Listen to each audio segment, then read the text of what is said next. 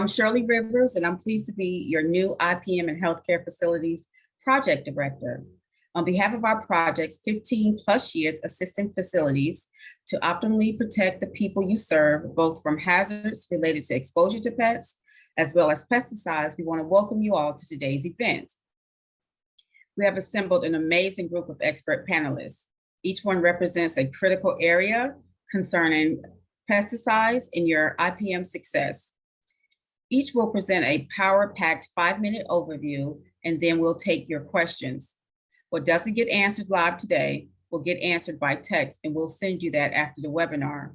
Be sure to open up your question and answer button at the bottom of the screen and enter your questions there, and also open up your chat window. To start us off, I want to introduce Joe Griffin, a consultant with our project with over 35 years experience in facilitating management and environmental services.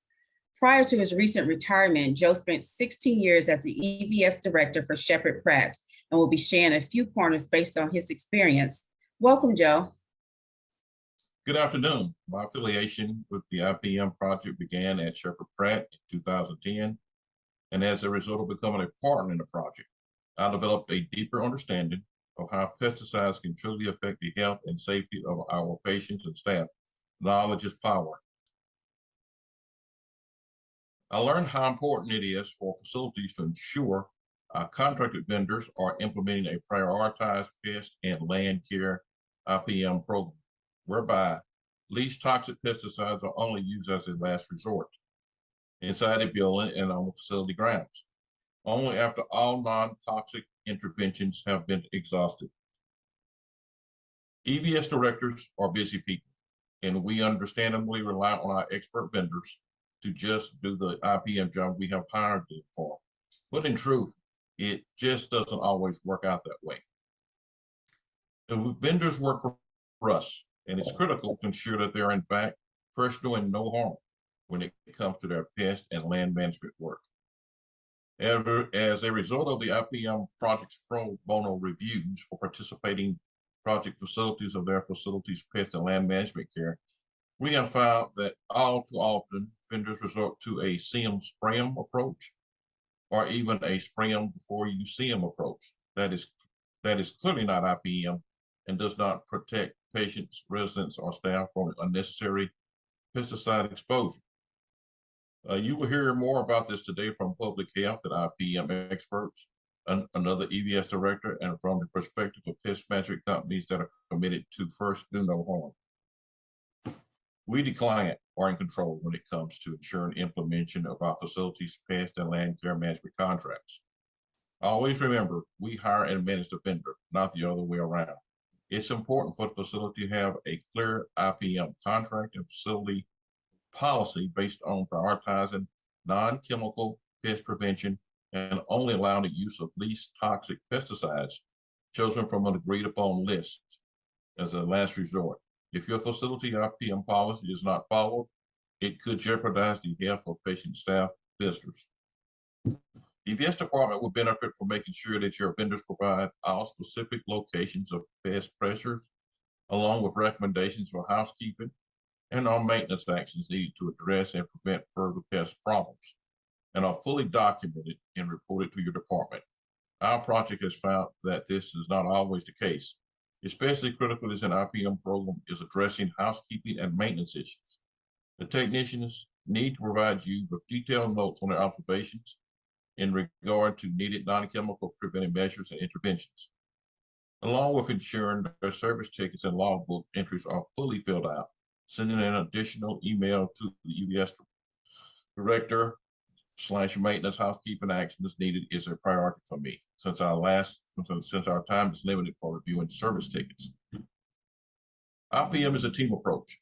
Set up monthly, quarterly Q&A meetings with the pest and land care vendors and other facility departments to fully review noted issues and get / give feedback.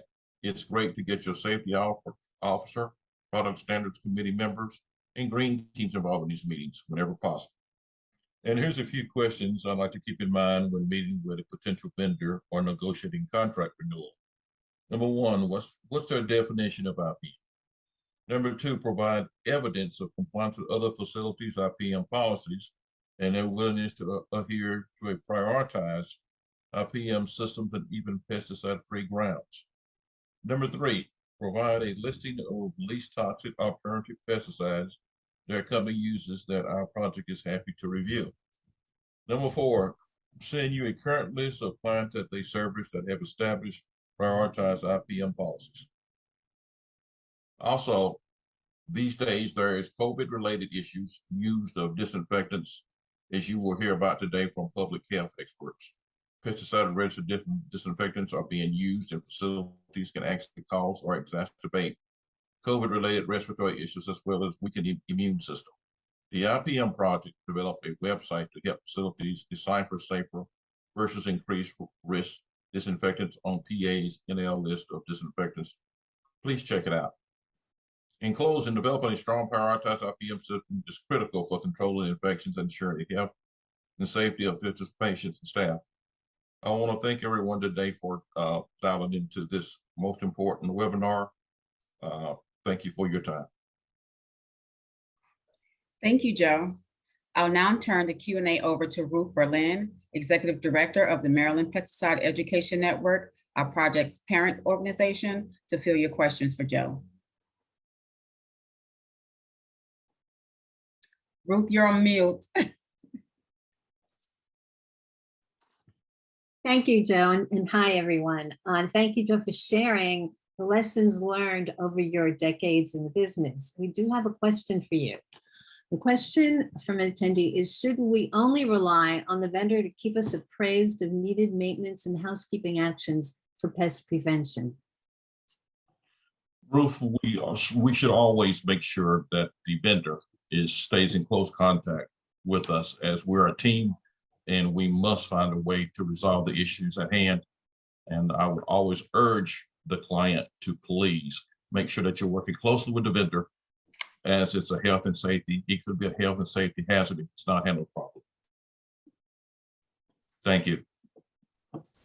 Thank you, Joe. And there may be another question for you is, what is your biggest challenge in implementing an IPM approach?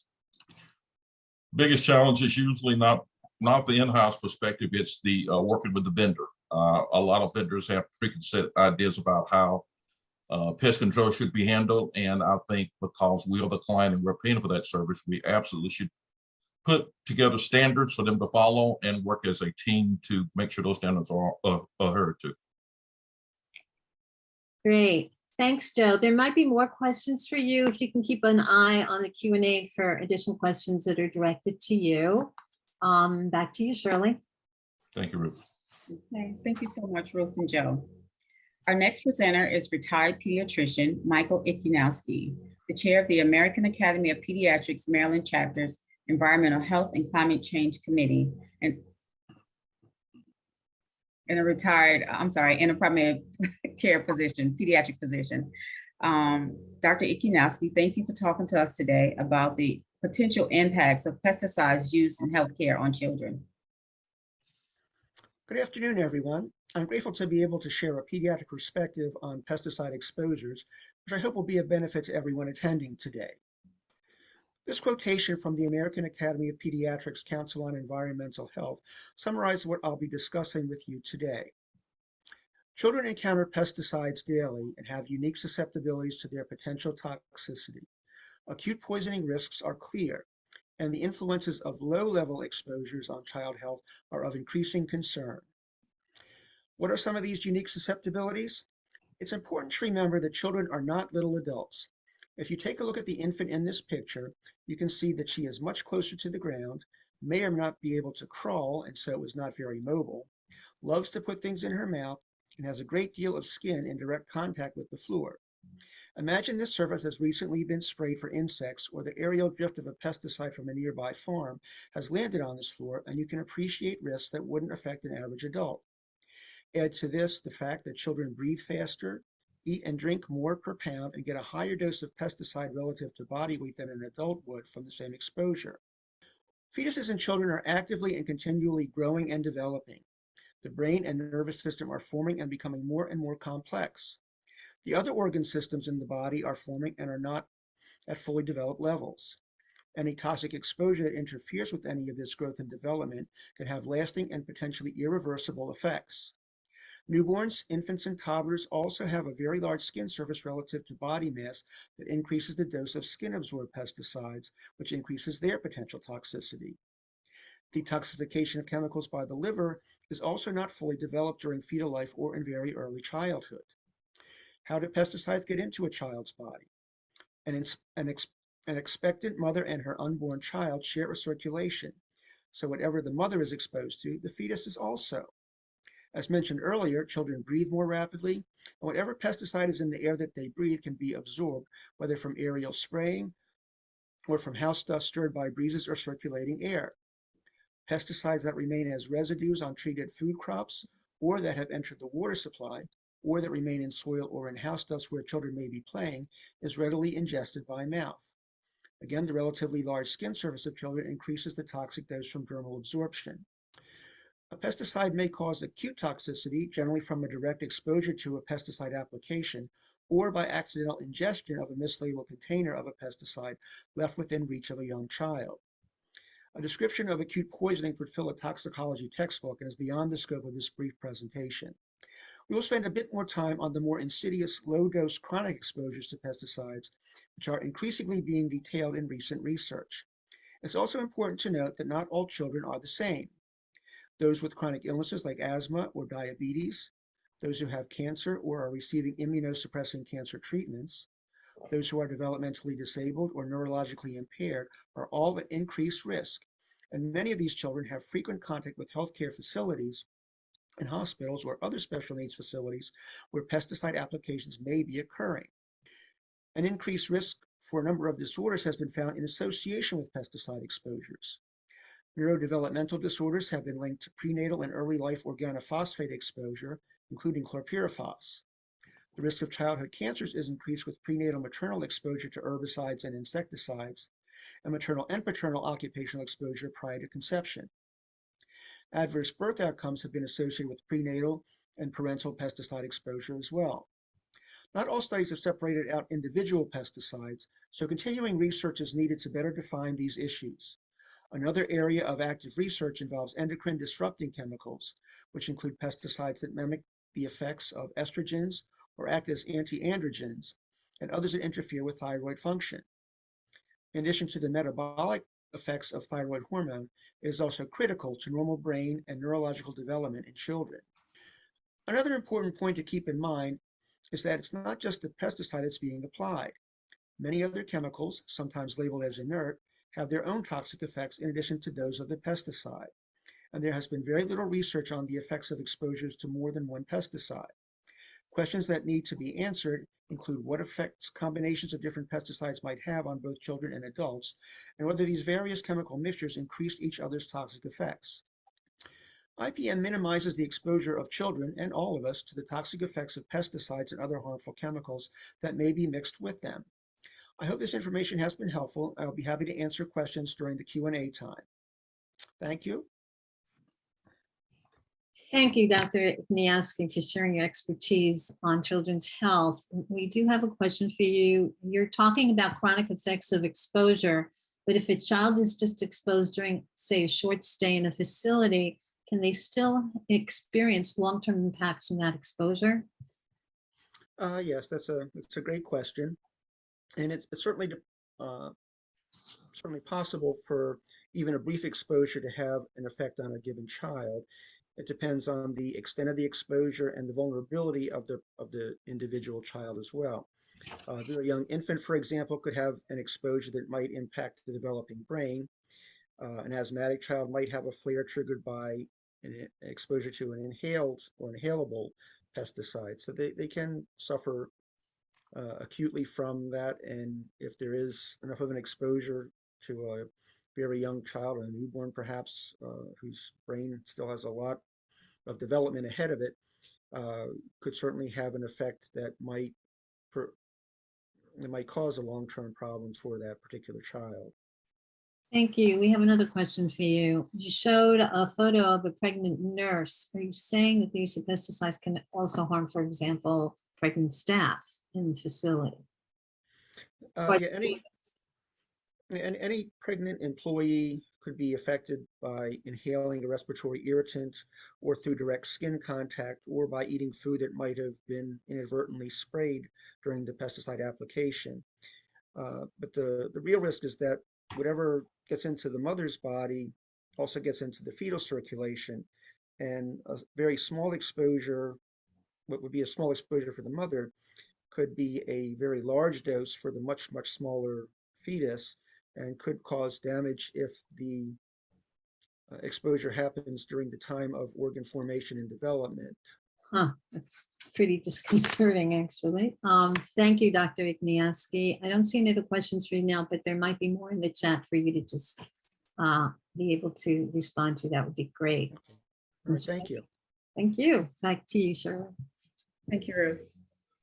Okay, our next presenter, Dr. Ann Rule, is an assistant professor in the Department of Environmental Health and Engineering at the Johns Hopkins School of Public Health and is director of the Environmental Exposure Assessment Labs, where she assesses air pollutants, exposures to adult and pediatric population. Today, she will be addressing concerns regarding exposure to pesticides, registered disinfectants, use in healthcare. Welcome, Dr. Rule.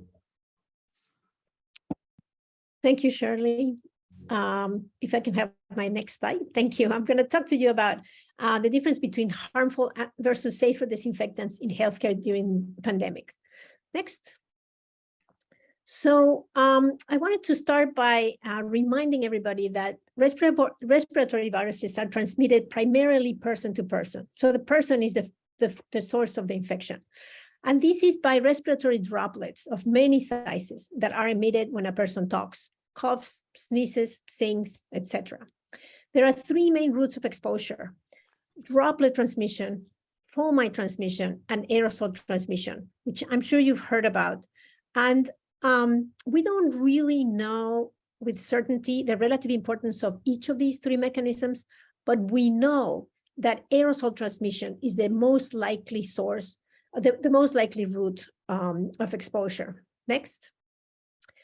So the risk of infection by touching surfaces, it took the CDC and the WHO almost 1 year to recognize or publish that the risk by touching surfaces is generally considered to be low. And that's because there's a long chain of events that need to happen for someone to become infected through contact with surfaces. I might say, except for children, which Dr. Ikanowski just talked about. The last step in this chain of events is touching your eyes, your nose or mouth with a contaminated surface, with a contaminated hand. So the best way to make sure that the chain is broken is by not necessarily by cleaning the surfaces periodically. Next.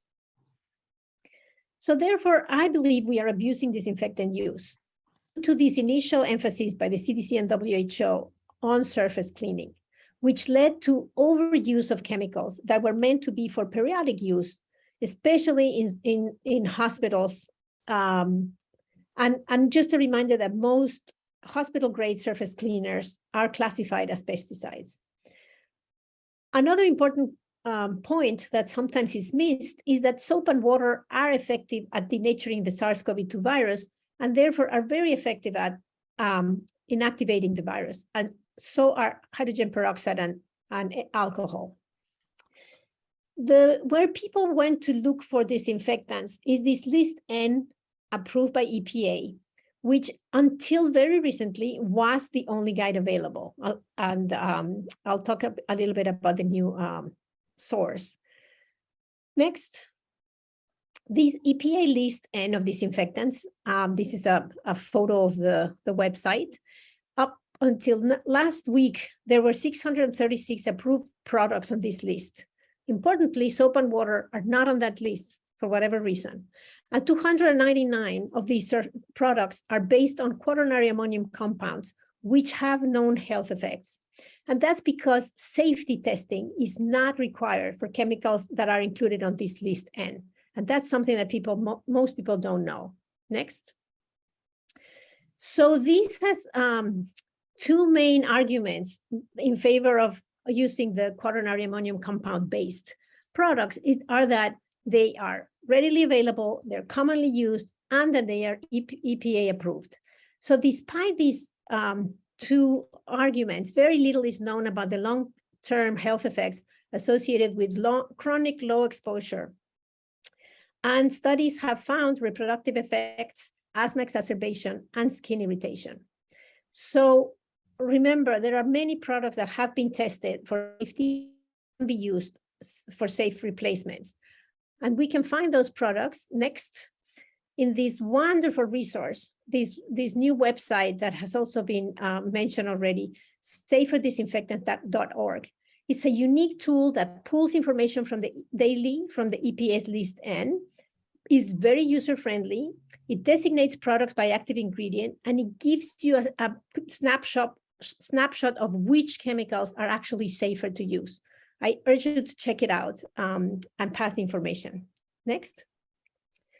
People are most exposed to chemicals in healthcare facilities, cleaning staff, and people that clean their personal protective equipment, and other cleaning personnel in schools, public transit, food workers, and at workplaces and homes. Next. So we can reduce overuse and exposure by asking, is cleaning this surface really necessary? Is cleaning this frequently necessary? That's especially true for healthcare facilities, for food processing places. And if it is really necessary, we need to start using less toxic products and methods for cleaning and disinfecting. So consider changing the process. Consider if soap and water are an option, and increase ventilation, which is the main way that we can reduce exposure. Next, thank you very much. Thank you, Dr. Rule, for your overview, expert overview of an issue that we're very aware all facilities are dealing with, given especially during this time of the ongoing pandemic. We do have, we have a few questions here for you. What are the main increased risk disinfecting chemicals? Well, I think as Dr. Ikanowski also mentioned, it depends on the susceptibility of the person that is exposed, and it depends on the pesticide or the product used. But the most common effects are airway inflammation, asthma exacerbation, and skin irritations. And are there specific chemicals, in the question is, are there specific classes of chemicals that are increased risk that? Yes, we've been following very closely this increased use of quaternary ammonium compounds. Like I mentioned before, there's about half of the products on the list N are based on these products, and they have been shown to have reproductive effects, and skin irritation. So I especially discourage everybody from using these quaternary ammonium compounds. Check the list of ingredients and stop using it. Thank you. And are there a couple that are the safer disinfectants? What are the safer disinfectants? Right. So there are plenty of disinfectants that are based on hydrogen peroxide or on alcohol. And also remember, soap and water, even though they're not on the list, are actually very good at disinfecting. Great. We have one more quick question for you. How can the impact on staff and patients be considered when selecting a pest management method or a disinfecting product under an IPM program? That's a big question. Right. I think, like I said, I mean, it needs the whole integrated pest management needs to be considered, but keeping in mind that there's a whole list of products that are safer, that have been shown to be safer, and those are the ones that we can choose when making those decisions of which product to use.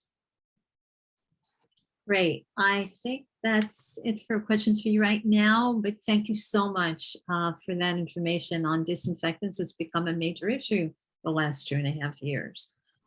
Shirley? Great, thank you so much. And now we are grateful to have Einar Maharaj, the Director of Environmental Services for Luminous Health Anne Arundel Medical Center for the past 27 years. Today, he will share how his how his facility addresses bedbug infestations, a challenging issue for all facilities. Under Mr. Maharaj's leadership, Anne Arundel Medical Center received the project's 2016 award for exemplifying the efficacy of a defined IPM system focusing on non-chemical pest prevention. Thank you, Mr. Maharaj. And we want to thank, as you mentioned, that award. Many thanks to Ruth Berlin for walking us through this whole program and the whole IPM group in the state of Maryland. Today, I'm going to talk a little bit about how we manage bed bugs at Luminous Health Anne Arundel Medical Center next. We know what bed bugs are. They're reddish brown, wingless, slightly larger than the head of a pin. You normally find them close up to the head of patients if they do come in here. And they really don't spread diseases, but they're an environmental issue more so than anything else. Next, please. As I go through my slides, I want to emphasize a lot that the most important part of any program we have in EBS is working with our nursing peers. It is critical that we work with them and we work hand in hand because they are the ones that will identify most of the issues initially. So our nursing staff here, they're well trained to look for bed bugs whenever there's any sign of bites or any sort of that stuff on patients as they come into the building. So if they suspect bed bugs and there are no bites or anything found on the patient, they continue to inspect the patient and monitor that patient. If there are bugs found, one of the first things they will do would be to collect the patient belongings and contact social work to make sure that there is a plan for whenever the patient leaves our facility, if there's bed bug on a patient. They would normally notify us immediately if they can't identify the bug. And so, normally about 4 years ago, any bug was a bed bug in the eyes of the nursing staff. It could have been lice, it could have been anything, but now they're much more trained and they have pictures in the area so they can look at a specimen and identify it. Next, please. We place the patient in what we call contact isolation for the duration of the patient's stay. Real important is that we remove all the clothing that the patient come into the facility with. If there is anything that's on that clothing, we want to bag it. We want to have the patient have a bath and give them fresh clothing, patient gown to be in at our facility. We seal that bag properly and we try to get it out to the patient to go home. If not, we give them options that they can use to eradicate any bed, if there are any bed bugs in their clothing. Social work, care management, they're acutely involved with us because if the patient have to return to an area that is infested with bed bugs, it's not good for that patient. So we want to make sure when they leave our facility, they go to a home or a place that's free of any type of infestation. So we follow the patient from the time we get them all the way through. We just don't let them walk out our front door and they walk back into a similar type issue. Upon discharge, ABS then takes over the room. We gather all the linens, everything from the room, we bag, seal, nothing is taken out of the room. Next slide, please. We treat the room. So we use the isopropyl alcohol, 70%, and we treat every area of the room around the edges, corners, around the seams of the mattresses, and we leave the room shut for approximately 48 hours. We do also do reinvestigation in that period of time. So it's important that we get all the reusable items, sprayed, anything that is in the room, stuff that we can discard of, we discard of it. So there may be a reusable pillow. It's not a very expensive item. So we will discard of stuff like that. We can't discard of a mattress. That's a very expensive stuff. So we want to make sure that we treat it properly. So if there is any bed bugs in the area, we use the isopropyl alcohol because bed bugs have an exoskeleton. It's able to break the exoskeleton down and kill the bed bug.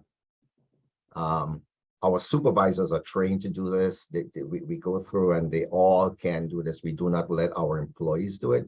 We have supervisors on 24/7, so they will respond to those calls. Those calls are very far and few. We don't do a lot of those calls normally. Next. Again, as I said, we close the room for a maximum of 48 hours, but after the first 24 hours, we want to walk back into the room. We want to inspect it. We go through the entire area and check to see if there are any bed bugs in the room or any type of bugs whatsoever. One of the things we did at probably about 5 years ago, we had a really high number of bed bug incidents in the facility. So it takes a room out of service for an extended period of time, and the treatment then was a little bit prolonged. So we developed our treatment process based on everything that you read in literature. We also used a very reputable company that worked for us to validate what we were doing. So we had a bed bug dog come into our facility after we finished the treatment and went through the area to see if there was anything left in the area. And on both occasions, there was nothing left. There was no signs of bed bugs at all. And the areas that we did treat wasn't pretty highly infested because there was a lot that came in with the patient. In non-inpatient area like the ER, the OR, or procedural area, we don't normally shut it for 48 hours because it's very, very quickly identified. So whenever we can turn those rooms over, we turn it over, but first we got to make sure that they're free of any type of insects, bed bugs, anything at all. Next, please. The key to whatever we do here, and I really want to emphasize this, is really our nursing partners, because they're the one that's accepting that patient. They're the ones that's doing that initial assessment of the patient, and they're the ones who will observe anything on the patient. So we work extremely closely to our nursing partners. I can't stress that enough, how critical nursing is to what we do in EVS. Thank you for the opportunity. And thank you, Einar, for addressing this important least toxic pest management option for bed bugs, because as you're aware, there's some products being used for bed bugs that are not least toxic and can actually exacerbate respiratory symptoms, for example, during COVID. We do have a few questions for you. One question is, how about chlorine bleach based? Was that one for you? I don't think that was for you. I think that was, I'm sorry. I think that was for you, Dr. Rule, to answer. Yeah. And how long have you been using alcohol for bed bugs? I haven't heard of this before. A great tip. We've been using it for more than 5 years. And we've been successful. We haven't had anything that would have been different or had any experiences. Well, but it's really a collaboration. And I emphasize nursing staff, but I also got to say our left hand in our facilities, our infection control team. We're the right hand, they're the left hand. And so we shake together. That's great. And we really need to get the word out on this. Oh, here's another question. How do you treat the ambulances for bed bugs? We have never been asked to treat an ambulance for bed bug as to this date. However, if we need to assist our EMS crews, we will assist them however we can. Well, I bet, it might be worth trying for for ambulances to use alcohol. That would be great. Thank you again. And certainly your facility has exemplified really using least toxic approaches and having a good IPM program. Thanks to the IPM group. Back to you, Shirley. Thank you so much. Our next speaker is Frank Meek, Technical Services Manager at Rollins. He's an acknowledged leader in pest management and the recipient of the 2021 International IPM Award of Excellence for his outstanding work. Mr. Meek was also co-authored in the then Maryland Hospitals for a Healthy Environment of the Cutting Edge Pest Control Checklist for the healthcare industry. Welcome, Mr. Meek. Hi, welcome to this presentation on prioritizing pest management. Now, I struggled a little bit with trying to put together the information to explain what prioritizing pest management means, but I think we've got this down to something that's going to be helpful to you. When we look at pest management, we know that historically it's looked a lot like this: spray down, use a lot of pesticides, high dependence on chemistry. I know when I started in the pest control industry almost 40 years ago, that was the way things were done. It led to a dependence on chemicals, and more importantly, it led to a situation of tolerance and resistance in a lot of insect populations. This is not the way that it's supposed to be, but it's unfortunately the way a lot of people still think about pest management around the world and in all industries, including the healthcare industry. Where we're supposed to be is focusing on integrated pest management, IPM. This is more of a target specific approach. What works for a cockroach will only affect a cockroach today. It focuses on the environmental aspects, the concerns about the total environments, the macro environment of outdoors, but that micro environment where we work at, inside our houses, inside our buildings that we work in. So that's what IPM is focused on. But more importantly, it's focused on the prevention of problems, not the fixing of problems, but the prevention. And that's where it gets very critical to prioritize, particularly in your industry. If it's looked at correctly, IPM contributes some major aspects to the healthcare industry. Lower cost. We've proven scientifically, the pest control and the research communities have proven scientifically that the cost of an IPM program is less over time because of the way it works. It focuses on not having pests, on preventing those problems from ever coming up in the first place. So it's a lower cost advantage. There's fewer pest issues that create public relations issues for us. And it also becomes a better part of your infection control program, because IPM is an infection control tool and should be a part of your infection control program. Now, how do we look at this? Well, to prioritize, we have to understand that we are constantly focusing on improvement, not compliance, but compliance with improvement. So I looked at the Environment of Care Standard 3.10 and pulled out 4 elements of performance that are listed in that standard that are related to pest management. So let's buzz through these quickly. Performance number 1, a plan has to be in place for hazardous materials and hazardous waste. And part of that is the pest control program. And to show an improvement on that, you have to have written IPM plans in place and focusing towards that goal of moving to an all-out IPM approach. Performance number 2 is the inventory of hazardous materials. That's both physical inventory as well as applied inventory. So the improvement levels here that we look at are the quantities of pesticides used, tracked and documented over a successive time period. Does that time period show a reduction in inventory and a reduction in applied product? If that has reduced, then our evidence of improvement has occurred. We have improved on our program and improved our environment by reducing those amounts. Element performance number 3, getting the implementation of a program, restricted use pesticides no longer used, IPM facilities, or programs in place that include monitoring, non-chemical methods, pesticides as a last resort, and then only the least toxic items first. And then the other one is performance number 7, and that's the documentation. Do you have a written IPM plan that is reviewed annually, updated as necessary, so you're always working towards being better, moving from good to great?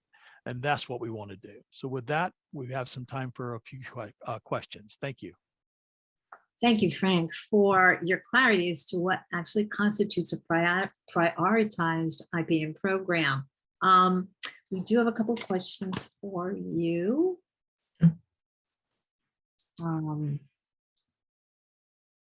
You mentioned non-chemical pest prevention.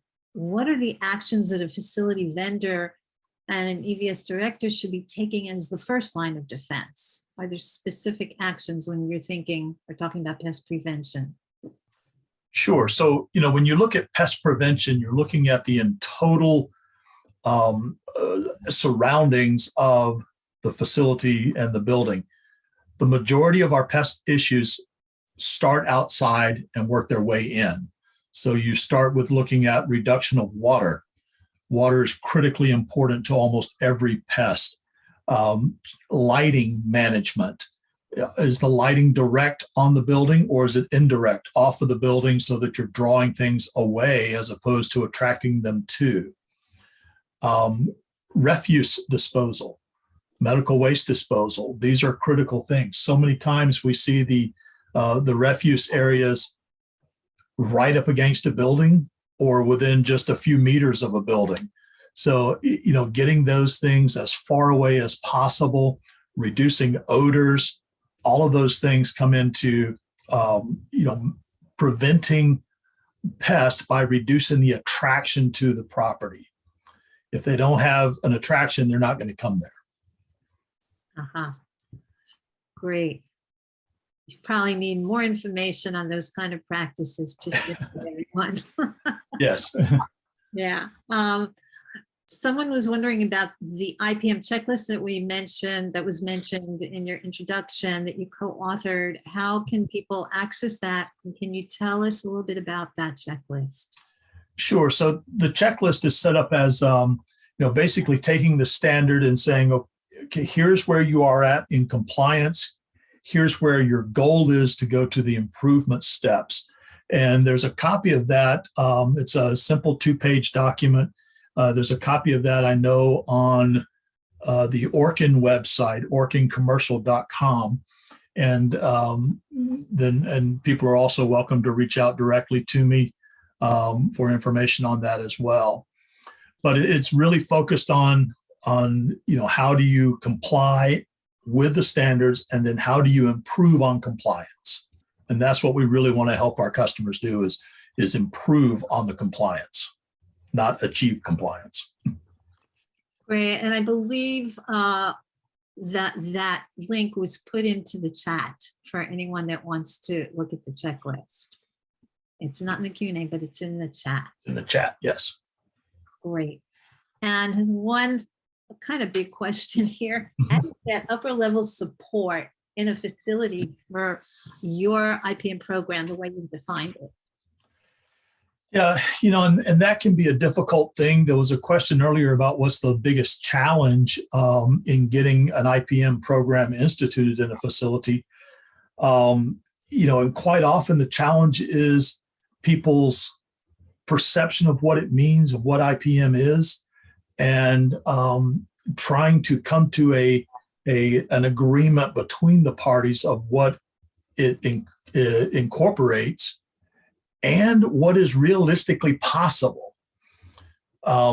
So getting that cooperation all the way up the ladder is a matter of education and communication, face-to-face talking, and then proving the results that you get. Show and tell is one of the biggest and most powerful tools there is when it comes to proving a concept to someone. So it just takes time. It takes a lot of communication and encourage face-to-face communication and education on that. So you're really underscoring the need for collaboration between the facility management and the vendor. Sometimes we do see where facilities just say, okay, you go do whatever. Right. You have the expertise to do whatever. And there really needs to be more of that interaction that you're mentioning. And Joe also talked about that. That's really coming up strongly in the presentations today. Absolutely. I've heard so many times, well, look, I pay you this much money a month, handle it. And it just, it doesn't work that way. No. Well, we'll have to expand more on that topic going forward. Thank you very much, Frank, and Shirley, back to you. Okay, thank you both. Next, we're going to welcome Ryan Anderson, Community IPM Manager at the IPM Institute of North America, which is the leader in the U.S. on educating farmers, school, healthcare facilities, and on prioritized IPM. They're also the provider of Green Shield certification for facilities managed with dedication to effective, prioritized pest management practices with the least risk to people and the environment. It recognizes advanced practitioners of IPM methods in various arenas, including healthcare. Welcome, Mr. Anderson. Well, hello, everyone. My name is Ryan Anderson, and I'm the Sustainable Communities Manager for the Integrated Pest Management Institute of North America. We're an environmental nonprofit based out of Madison, Wisconsin, and our mission is to advance sustainability in agriculture and communities through market mechanisms based in integrated pest management. Next. The speakers before me discussed best pest management practices and sanitation. So my presentation will focus on the resources available to you to implement these practices and strategies, specifically as it relates to our Green Shield certified program, whose mission is to increase demand for sustainable pest and weed control services by certifying pest management providers, facilities, and landscapes that pose limited health risks to humans and the environment. In the map that you can see in the image to the right, we have our GSC providers as well as facilities. A lot of them are located in New York, but we certify across the country and even worldwide. We have a couple facilities that we certify, and healthcare facilities fall in that range. And the facilities that we do work with need to pass a rigorous on-site evaluation once every 3 years to ensure you are controlling pest populations by properly eliminating points of entry, food, water, and shelter. Next. These are critical practices for healthcare facilities because pests can cause many health problems. First, there are flies that can carry staph, E. coli, and salmonella. Next, cockroaches, which can trigger asthma, but also carry pneumonia, diarrhea, and food poisoning. We also have mice that are a concern that can spread hantavirus, typhus, and SARS, and also chew on wires, which there are a lot of wires out in healthcare facilities. And finally, birds can carry a number of viruses and diseases too. Next.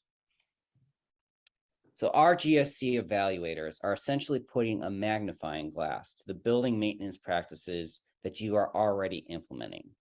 We look for any cracks or crevices in your building's foundation, such as the doorway to the top right, where pests can enter, or where you can experience energy efficiency losses. We point out any unsanitary drainage situations that can spread disease and feed pests. Or we recommend clutter control to keep your hospital clean and remove shelter for pests. Next.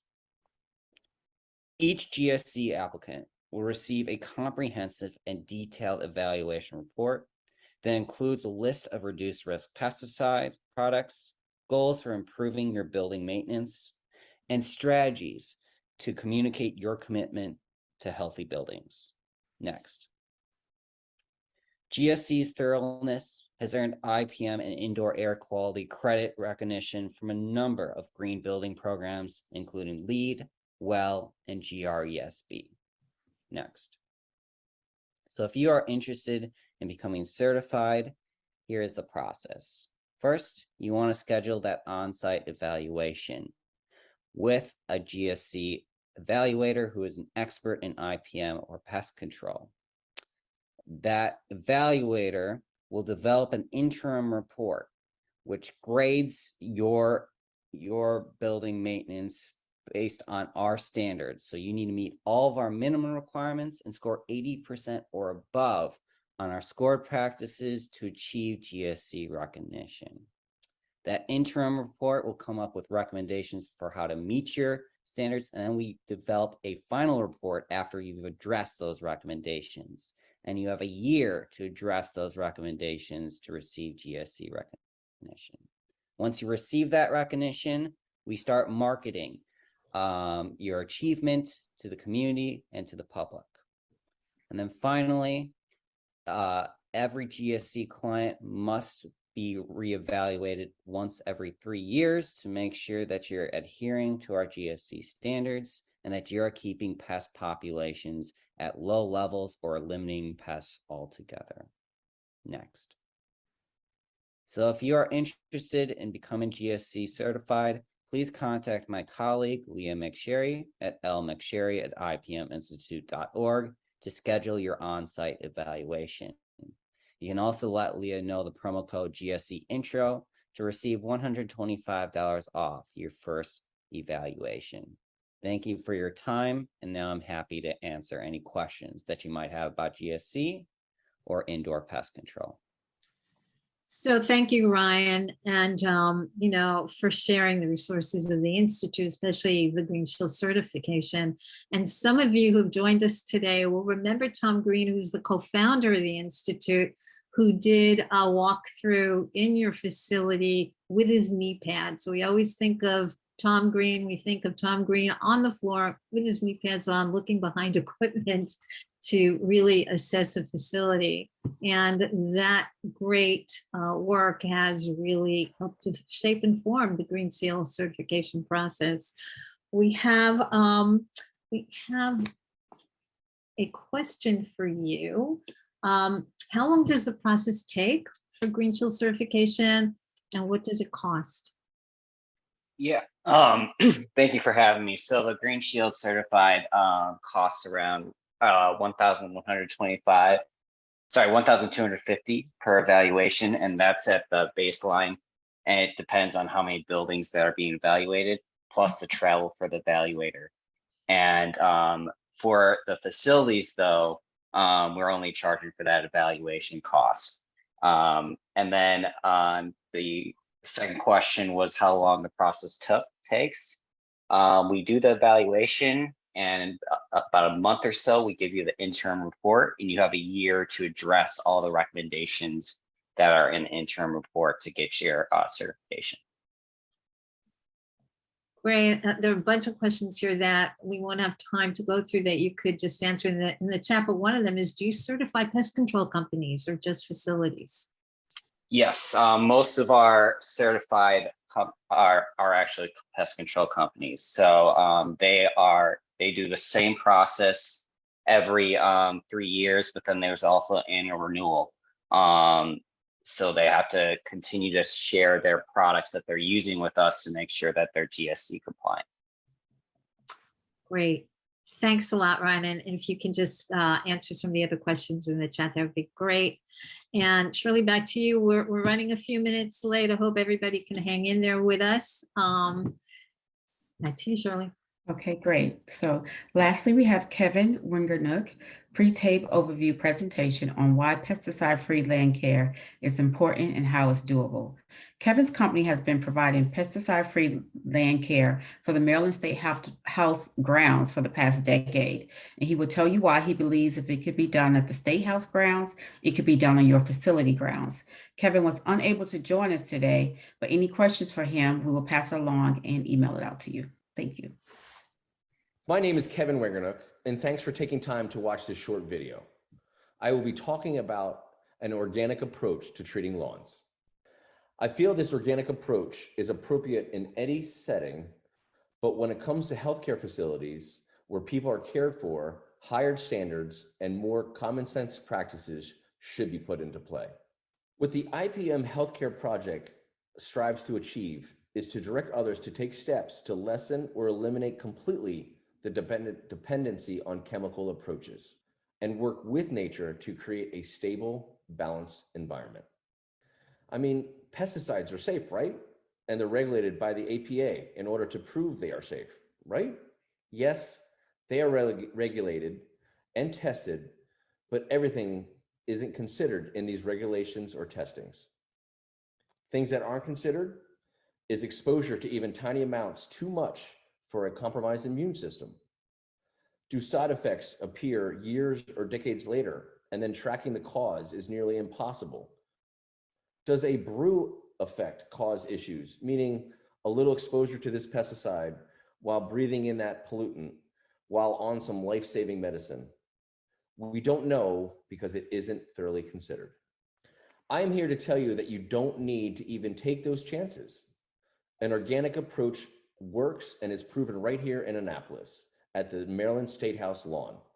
It is not a perfect lawn, but it is a thick green stand of turf that the masses can enjoy without worry about exposure to something that has potential to harm. Let me dive a little bit deeper into the details on organic turf management. Healthy soil is the key to a successful organic program. The organic approach focuses on feeding the soil and improving the soil's organic matter content. When this happens, the plants will thrive as they were intended to from the healthy soil. Looking at how healthy soil is created, we need to consider the soil food web. A functioning soil food web creates the balance needed, and all characters play a vital role. If you start eliminating a few or pushing out others, this web breaks. That break disrupts the balance, and the positive results of your approach begin to lessen. The tiny cast of characters, just tiny in stature, the microorganisms play a huge role in maintaining soil health. The largest and most important task they perform is to decompose the waste from plants and animals, then converting that into a form that fuels healthy soil. Carbon, sequestering carbon. We hear all about CO2 entering the atmosphere, but did you know that healthy soil will minimize the amount of carbon released in its footprint? Chemical pesticides. They are just a tool to get the job done, right? No. Chemical pesticides are broad spectrum, which sounds great until you realize those pesticides are killing the problem as well as the beneficial characters that exist there to protect the soil from the pest you are trying to get rid of. These chemical pesticides wreak havoc in the balance of the soil food web. Part of a successful organic approach is to evaluate the current state of the lawn, and catering to the specific needs of each site goes a long way. Many single-family homes that we treat require different approaches for the front lawn compared to the back lawn, depending on existing factors. Is the site sunny, shady? Is there soggy soil? Is it very dry soil? Is there heavy foot traffic causing compaction? These are all things that we consider. And one thing that I see a lot is that people are trying to grow grass in areas that grass is just not meant to grow. Those areas should be considered areas for perennial gardens, ground covers, but not turf. I mentioned mowing heights earlier, and that is important for so many reasons. The taller the cut, the more leaf blade exists to practice photosynthesis. The taller the cut, the deeper the roots grow, which enables the turf to seek out more nutrients and water. The taller the cut, the more shade the plant casts on the soil, keeping the soil temperatures regulated and allowing the soil to hold more moisture. This shading also blocks the sunlight from hitting undesirable weed seeds, not allowing them to germinate. A question to consider: how good do you want your turf to look? With anything, the more inputs you do, the better the results. I mean, a fallow field could be considered an organic lawn, but the look isn't necessarily desirable to some. There are many inputs that go into creating a healthy organic lawn. Just like there are plenty of ingredients that go into that delicious chocolate cake that grandma used to make. You need to decide your expectations of the turf stand you want to grow, and the spectrum between a fallow field and a golf course fairway. These are both achievable with the correct inputs. Team KW strives to shoot for a green, thick turf with only 10 to 20% weed pressure. I ask you to consider what is happening at your facility or even your own patch of paradise. You do not need to have toxic chemicals spread all over your lawn to enjoy a thick green lawn or a garden full of flowers. In my personal opinion, the chemical approach is working in direct conflict of what Mother Earth created. The conventional approach creates more issues by fixing one problem that hurts the soil food web, throwing the entire ecosystem out of balance. This opens the door to additional problems. Wow, we've covered a lot of ground in this hour. If we didn't get to your question live, we will respond to everyone by email with answers. Our goal today was to bring these experts into your office to share their insights and knowledge to encourage you to consider new steps you can take to make your facility safer for your patients and staff. Our IPM and Healthcare Facilities Project is here to assist you with pro bono services and support along the way. Feel free to reach out to me by email at rivers@mdpestnet.org. If you have questions regarding pest and land care management, I'll get you the answers. I'd love to have a call and meet you and chat about how things are going in your facility and how we can help. Also, check out our website. We have a toolbox full of resources for you: short videos on managing indoor and outdoor pests, fact sheets, IPM guides on many topics like pesticide-free lawn and grounds management and controlling bed bugs non-toxically. Thanks again to our 7 experts for taking their time to be with us today, and for all of our attendees for your great questions and for your time. One last request: please take our 3-minute survey. It will help us better serve you. Here's our survey link in the chat and on the screen. Thanks again to everyone from Ruth, myself, our IPM and Healthcare Facilities Project team. Have a great rest of your day. Thank you.